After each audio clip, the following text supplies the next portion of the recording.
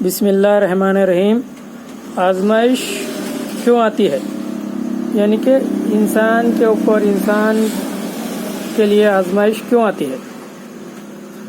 آزمائش کیوں آتی ہے؟ رسول اللہ صلی اللہ علیہ وسلم نے فرمایا، بندے کی آزمائش اس کے دین کے حساب سے ہوتی ہے۔ اگر کسی بندے پر اگر آزمائش ہوتی ہے، آزمائش آتی ہے تو وہ اس کے دین کے حساب سے، یعنی کہ وہ دین پر کتنا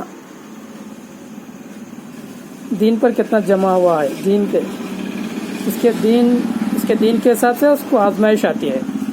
اگر وہ اپنے دین میں پختہ اور مضبوط ہو تو، اگر وہ کوئی بندہ اگر اپنے دین میں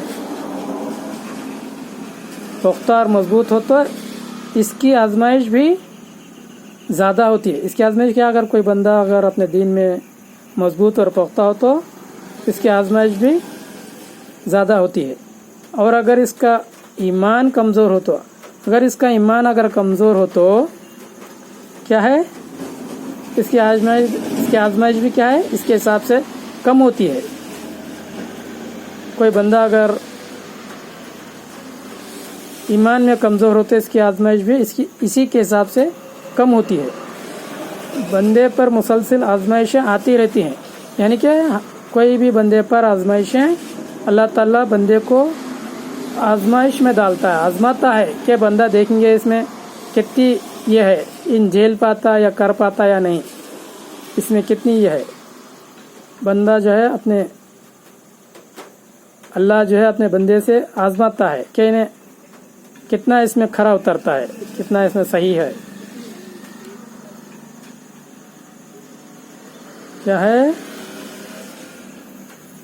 کمزور ہو تو اس کی آزمائش بھی اس کے حساب سے کم ہوتی ہے۔ بندے پر مسلسل آزمائشیں آتی رہتی ہیں، حتیٰ کہ وہ اسے ایسا پاک کر دیتی ہیں کہ وہ زمین پر چل پھر رہا ہوتا ہے اور اس کے ذمے کوئی گناہ نہیں رہتا۔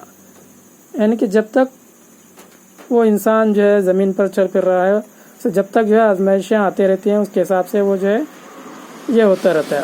اللہ تعالیٰ آزماتا ہے بندے کو۔ اللہ ہمیں آزمائشوں سے ہماری حفاظت فرمائے، یا اللہ ہمیں نیک عمل کرنے کی توفیق عطا فرما۔